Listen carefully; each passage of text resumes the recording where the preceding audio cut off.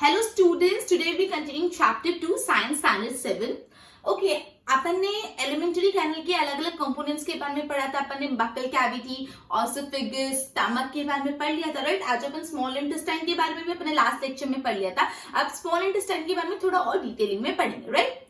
अब ऐसा होता है जो भी फूड डाइजेस्ट होता है स्मॉल इंटेस्टाइन में. अब जो स्मॉल इंटेस्टाइन में ना ब्लड वेसल्स होते हैं, स्मॉल इंटेस्टाइन में ब्लड वेसल्स होते हैं, राइट. तो जो भी फूड डाइजेस्ट होता है वो ब्लड वेसल में पास ऑन हो जाता है. सिंपल. स्मॉल इंटेस्टाइन में ब्लड वेसल्स होते हैं, तो जो भी आपका डाइजेस्टेड फूड है वो ब्लड वेसल्स में पास हो जाता है. और ये जो प्रोसेस है ना, जो डाइजेस्टेड फूड ब्लड वेसल में पास हो जाता है उसको बोलते हैं absorption, right. Digested food blood vessel में पास हो गया. ओके. अब जो स्मॉल इंटेस्टाइन का इनर वॉल है ना, उसमें स्मॉल फिंगर लाइक प्रोजेक्शंस होते हैं. जैसे फिंगर जैसे ऐसे प्रोजेक्शन मतलब एक्सटेंशन, कुछ लंबा करना, प्रोजेक्ट करना. तो जो भी स्मॉल इंटेस्टाइन का इनर वॉल है, इनर साइड में स्मॉल फिंगर लाइक प्रोजेक्शंस होते हैं. और ये जो स्मॉल फिंगर लाइक प्रोजेक्शंस को बोलते हैं विली. क्या बोलते हैं? विली. अभी विली का काम क्या होता है? विली क्यों होता है स्मॉल इंटेस्टाइन? तो ये villi increases the surface area for absorption. Villi का काम ये होता है जो एब्सॉर्प्शन करने का एरिया बढ़ाने का काम. ज्यादा एरिया तो ज्यादा एब्सॉर्प्शन इजीली हो पाएगा.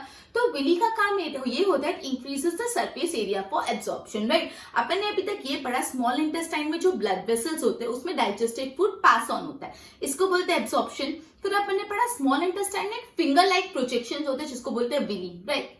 तो ये विली क्या करता है? Villi increases the surface area for absorption. Absorption का सरफेस एरिया इंक्रीज करता है, राइट. ओके. अब ये जो भी एब्सॉर्ब्ड फूड होता है, जो भी खाना ब्लड वेसल्स में एब्सॉर्ब्ड हो गया, वो ब्लड वेसल्स के वाया अपने अलग अलग बॉडी पार्ट्स में जाता है. ये जो भी डाइजेस्टेड फूड है, जो भी खाना डाइजेस्ट हो गया, वो ब्लड वेसल्स के द्वारा अलग अलग बॉडी पार्ट्स में जाता है. अलग अलग बॉडी पार्ट्स में जाके प्रोटीन्स और इन सबको सिंपल सब्सटेंस में कन्वर्ट करता है, कॉम्प्लेक्स सब्सटेंसेस बिल्ड करता है सच एज प्रोटीन, राइट. और इसको बोलते हैं एसिमिलेशन. सॉरी. जो भी एब्सॉर्ब फूड है वो ब्लड वेसल से different parts of the body में जाता है और वहां पे वो कॉम्प्लेक्स सब्सटेंस जनरेट करता है सच एज प्रोटीन. और इस प्रोसेस को बोलते हैं एसिमिलेशन. एब्सॉर्प्शन में सिंपल किया था, डाइजेस्टेड फूड ब्लड वेसल में गया. ब्लड वेसल से फूड जो different parts of the body में जाता है और वहां पे complex substance such as protein बनाता है, उसको बोलते हैं एसिमिलेशन, राइट. ओके. अब जो भी different parts of the body में ये फूड गया, पार्ट्स ऑफ द बॉडी में सेल्स होते हैं, राइट. सेल्स को फूड मिला तो जो ग्लूकोज है ना वो ब्रेक डाउन हो जाता है with the help of oxygen. Glucose break down होता है और कार्बन डाइऑक्साइड में कन्वर्ट होता है, वाटर में कन्वर्ट होता है और एनर्जी रिलीज होती है. जो भी फूड में ग्लूकोज होता है वो ऑक्सीजन की मदद लेके ब्रेक डाउन होता है. ब्रेक होके वो क्या बनाता है? कार्बन डाइऑक्साइड, वाटर और एनर्जी रिलीज होती है. इसलिए जब अपन खाना खाते हैं वो अपने ब्लड वेसल से different parts of the body में जाता है, फिर वो सेल्स में जाता है. तो ये जो खाने में ग्लूकोज होता है, जो ग्लूकोज होता है वो ब्रेक डाउन होता है, कार्बन डाइऑक्साइड रिलीज करता है, वाटर रिलीज करता है, एनर्जी रिलीज करता है. तो अपन बोलते हैं खाना खाने से अपन को एनर्जी मिलती है. समझा? ओके. अब जो भी फूड अनडाइजेस्टेड रह गया, कुछ फूड डाइजेस्ट हो जाता है, कुछ फूड डाइजेस्ट नहीं हो पाता, तो जो भी फूड अनडाइजेस्टेड रह गया it remains undigested and unabsorb entered into large intestine. जो भी खाना प्रॉपर्ली डाइजेस्ट नहीं हो पाता वो कहां पे चले जाता है? लार्ज इंटेस्टाइन में जाता है. अब लार्ज इंटेस्टाइन से पढ़ने से पहले एक और बार रिवाइज करा रही, एकदम अटेंटिव रहना. अपन ने पढ़ा स्मॉल इंटेस्टाइन में खाना कैसे एब्सॉर्ब होता है, कैसे डाइजेस्ट होता है. तो बोला जो भी फूड डाइजेस्टेड फूड होता है enters the blood vessels in the small intestine. Small intestine में ब्लड वेसल्स में फूड एंटर करता है और ये जो फूड एंटर करता है ब्लड वेसल में उसको बोलते हैं एब्सॉर्प्शन, राइट. ओके. इसको बोलते हैं एब्सॉर्प्शन. अब ये विली का पॉइंट बहुत इंपॉर्टेंट है. जो स्मॉल इंटेस्टाइन का इनर वॉल है उसके अंदर फिंगर लाइक प्रोजेक्शन है. फिंगर जैसे प्रोजेक्शन से. ये फिंगर लाइक प्रोजेक्शन का काम क्या है? It increases the surface area for absorption. Absorption बढ़ाने का एरिया, एब्सॉर्प्शन करने का एरिया बढ़ाता है, राइट. अब ये जो भी एब्सॉर्ब फूड है वो different part of the body में जाता है through blood vessel. Blood vessel से different parts of the body में जाएगा, राइट. ये प्रोसेस को बोलते हैं एसिमिलेशन. जो different parts of the body में डाइजेस्टेड फूड जाता है with the help of blood vessel, उसको बोलते हैं एसिमिलेशन. अब different parts of the body में जाके जो बॉडी में सेल्स होते हैं वहां पे ग्लूकोज ब्रेक डाउन होता है with the help of oxygen. Oxygen की मदद से ग्लूकोज ब्रेक डाउन होता है, कार्बन डाइऑक्साइड, वाटर और एनर्जी में कन्वर्ट होता है, राइट. उसके बाद जो खाना डाइजेस्ट नहीं हो पाता वो कहां चले जाता है? लार्ज इंटेस्टाइन में. अब लार्ज इंटेस्टाइन पे आता है. Large intestine is wider and shorter than small intestine. Large intestine ज्यादा चौड़ा होता है और छोटा होता है compare to small intestine. Large intestine wider होता है, थोड़ा चौड़ाई में ज्यादा होता है, थोड़ा छोटा होता है, wider and shorter. Okay. It is almost 1.5 metre in length. Large intestine की लेंथ कितनी बताई? 1.5 मीटर लेंथ बताई, right. its function is to absorb water and some salt from undigested food. अपन ने ये पढ़ा जो भी अनडाइजेस्टेड खाना है वो लार्ज इंटेस्टाइन में जाता है. अब लार्ज इंटेस्टाइन में जब अनडाइजेस्टेड खाना जाता है तो उस अनडाइजेस्टेड खाने में भी कुछ वाटर होता है और कुछ सॉल्ट होते हैं जो काम के होते हैं. तो वो अनडाइजेस्टेड खाने में से जो भी वाटर और कुछ काम के सॉल्ट निकाल देता है, अब्सॉर्ब कर लेता है. लार्ज इंटेस्टाइन का ये काम होता है जो भी अनडाइजेस्टेड फूड है उसमें से वाटर ले लेना और कुछ सॉल्ट ले लेना, राइट. एब्सॉर्ब करता है water and salt from the undigested food.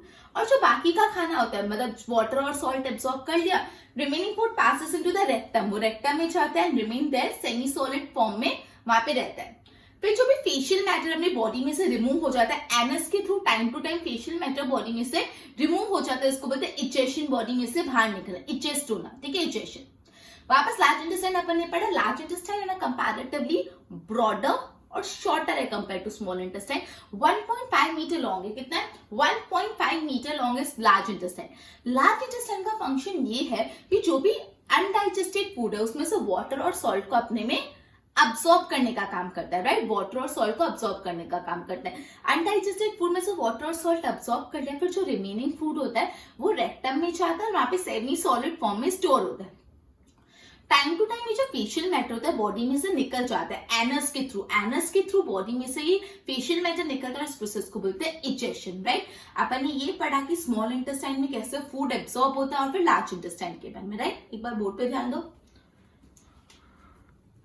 Absorption in small intestine. The digested food can now pass into blood vessel in the walls of intestine.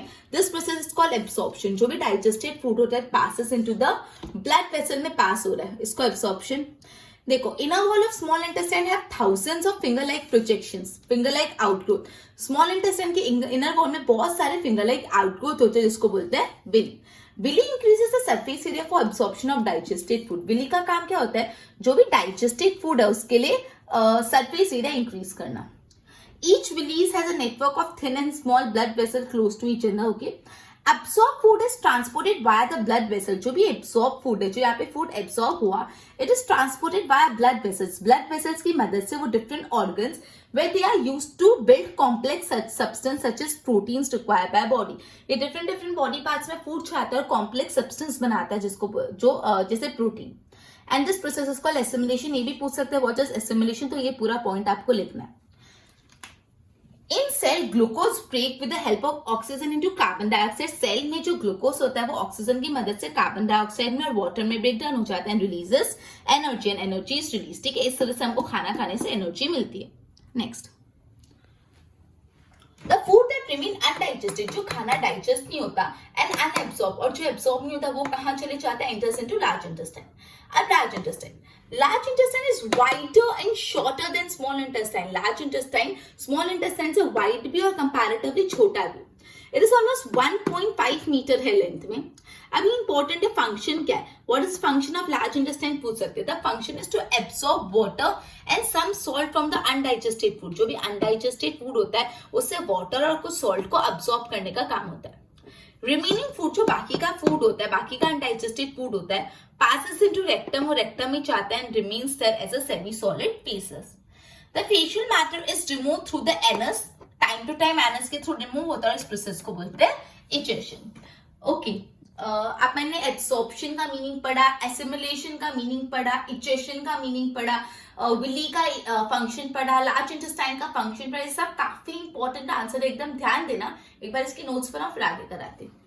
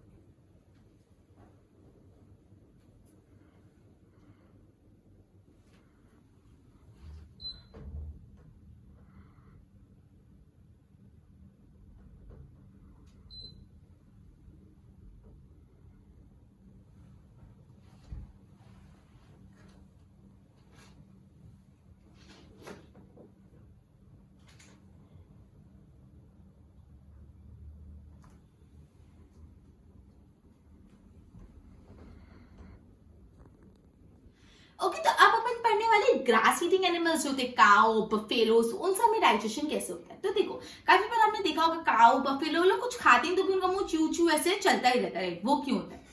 अब है ना, have you ever watched cows, buffalo and other grass eating animals chewing continuously when they are not eating? When they are not eating, वो constant chew करते रहते हैं, ठीक है। अब वो क्यों ऐसा करते हैं? अब जैसे वो कोई भी चीज खाते हैं, वो क्विकली पहले इसको स्वेलो कर लेते हैं, गटक जाते हैं, उसको चबाते ही नहीं, डायरेक्टली स्वेलो कर लेते हैं, और वो थोड़ा बहुत चबा के स्वेलो कर लेते हैं, और फिर स्टमक के एक पार्ट में स्टोर कर देते हैं रुमेन। रुमेन एक स्टमक का पार्ट है जहाँ पे वो स्टोर कर लेते हैं। अब ये जो डायरेक्टली उन्होंने फूड स्वेलो कर लिया, वहां पे पार्शियली डाइजेस्ट हो जाता है, पार्शियली आधा अधूरा डाइजेस्ट हो जाता है, और कड में कन्वर्ट हो जाता है। जो पार्शियली डाइजेस्टेड फूड को कड बोलते हैं। अब ये जो ग्रास ईटिंग एनिमल है, थोड़े टाइम के बाद कट को वापस ऊपर माउथ में लेके आते हैं और उसको वापस अच्छे से च्यू करते हैं, राइट, और फिर वापस उसको अंदर गटक लेते हैं। मतलब ये लोग, ये जो ग्रास ईटिंग एनिमल है, वो क्या करते हैं, पहले जो भी अपना फूड है उसको मुंह में डाल के हल्का सा च्यू करके डायरेक्ट स्वेलो कर लेते हैं। ये जो स्वेलो करा फूड स्टमक के एक पार्ट में चले जाता है, जो होता है रुमेन। अब रुमेन में थोड़े टाइम ये जो पार्शियली डाइजेस्टेड फूड है, ये पार्शियली डाइजेस्टेड फूड को क्या बोलते हैं, कट, सीयूडी कट। ये जो पार्शियली डाइजेस्टेड फूड है, मतलब ये जो कट है, रुमेन में थोड़े टाइम तक रहता है, रुमेन में थोड़े टाइम तक रहता है। उसके बाद थोड़े टाइम बाद वो वापस अपने माउथ में जो ग्रास ईटिंग एनिमल है, कट को लेके आते हैं, बाहर वापस च्यू करते हैं और फिर डाइजेशन कंप्लीट करते हैं। तो ये जो पूरा प्रोसेस होता है कि फूड लिया, डायरेक्टली स्वेलो करके रुमेन में स्टोर किया, रुमेन में वो पार्शियली डाइजेस्ट हुआ, पार्शियली डाइजेस्टेड फूड को कट बोलते हैं, कट को वापस माउथ में लाया, फिर अच्छे से च्यू किया, ये जो प्रोसेस है ना, उसको बोलते हैं रूमिनेशन। क्या बोलते हैं, रूमिनेशन। और जो एनिमल्स ऐसे वे में फूड को डाइजेस्ट करते हैं, उसको बोलते हैं रूमिनेंस। जो एनिमल्स ऐसे वे में फूड को डाइजेस्ट करते हैं, उनको बोला जाता है रूमिनेंस, राइट। क्लियर हुआ इतना? ओके। अब ये जो ग्रास होता है, ग्रास में सेल्यूलोस होता है, ग्रास में सेल्यूलोस होता है, ये काइंड ऑफ कार्बोहाइड्रेट है। ग्रास में एक सेल्यूलोस होता है, सेल्यूलोस कार्बोहाइड्रेट। अब अपन है, जैसे ह्यूमन बीइंग या दूसरे एनिमल, हम लोग ग्रास नहीं खा सकते, अपन ग्रास खाएंगे तो ग्रास को डाइजेस्ट नहीं कर पाएंगे, बिकॉज ग्रास में सेल्यूलोस होता है, और सेल्यूलोस को डाइजेस्ट करना केपेबल नॉर्मल पीपल केपेबल नहीं होते। सिर्फ काऊ, बफेलो, ये सभी सेल्यूलोस को डाइजेस्ट कर सकते हैं, इसलिए वो ग्रास खा सकते हैं, राइट। ग्रास में एक स्पेशल टाइप का कार्बोहाइड्रेट है, जो है सेल्यूलोस।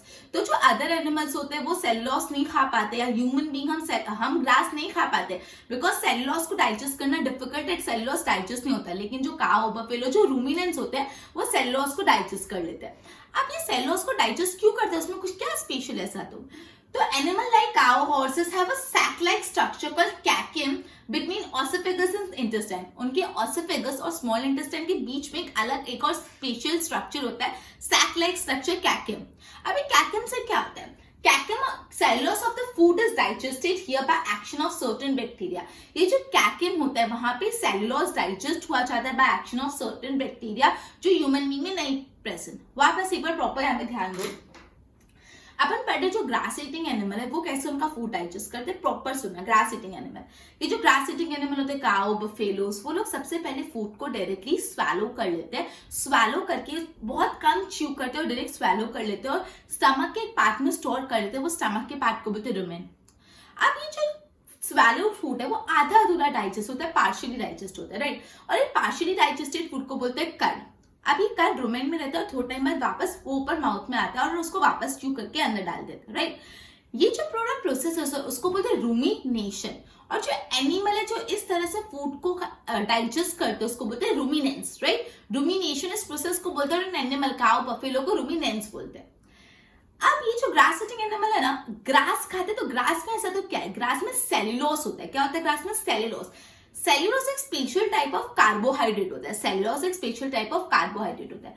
जो ह्यूमन बीइंग होते हैं, जो दूसरे एनिमल्स होते हैं, वो सेल्यूलोस को डाइजेस्ट नहीं कर पाते, इसलिए हम लोग ग्रास नहीं खा पाते। लेकिन काऊ, बफेलो सब सेल्यूलोस को डाइजेस्ट कर पाते, राइट। क्यों डाइजेस्ट कर पाते हैं? ऐसे एनिमल के ऑसिफिगस और स्मॉल इंटेस्टाइन के बीच में एक सैक लाइक स्ट्रक्चर होता है। ऑसिफिगस और स्मॉल इंटेस्टाइन के बीच में एक सैक लाइक स्ट्रक्चर, जिसको कैकियम बोलते हैं। यहाँ पे कैकियम में जो सेल्यूलोस होता है, वो डाइजेस्ट होता है by action of certain bacteria. और ये जो कैकियम है, वो ह्यूमन बीइंग में प्रेजेंट नहीं होता। ह्यूमन बीइंग में प्रेजेंट नहीं होता मतलब हम लोग सेल्यूलोस को डाइजेस्ट नहीं कर सकते, मतलब हम लोग ग्रास नहीं खा सकते। समझ आया पूरी बात? क्लियर? एक बार बोर्ड पे ध्यान दो। Have you watched cow, buffalo and other animal eating animal chewing continuously even when they are not eating? They quickly swallow the grass and store it in the part of stomach or rumen. वो फटाफट एक grass को swallow कर लेते हैं और rumen में store करते हैं.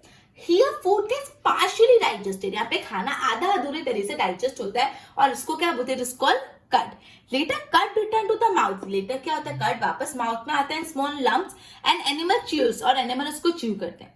This process is called rumination. इस process को rumination बोलते हैं और ये animal को ruminants बोलते हैं. Grass is rich in cellulose. Grass में क्या होता है? बहुत cellulose होता है. Cellulose क्या? A type of carbohydrate, right? Many animal including human cannot digest cellulose. हम लोग cellulose को digest नहीं कर सकते. Animal like rabbit, horses have a sac-like structure called caecum. Between the oesophagus and intestine के बीच में caecum होता है. Cellulose of the food is digested here. Here मतलब caecum में cellulose digest होता है. कैसे? By the action of certain bacteria. कुछ bacteria के action से. Which are not present in human. और वो human being में not नहीं possible, इसलिए human being नहीं cellulose को digest कर पाते.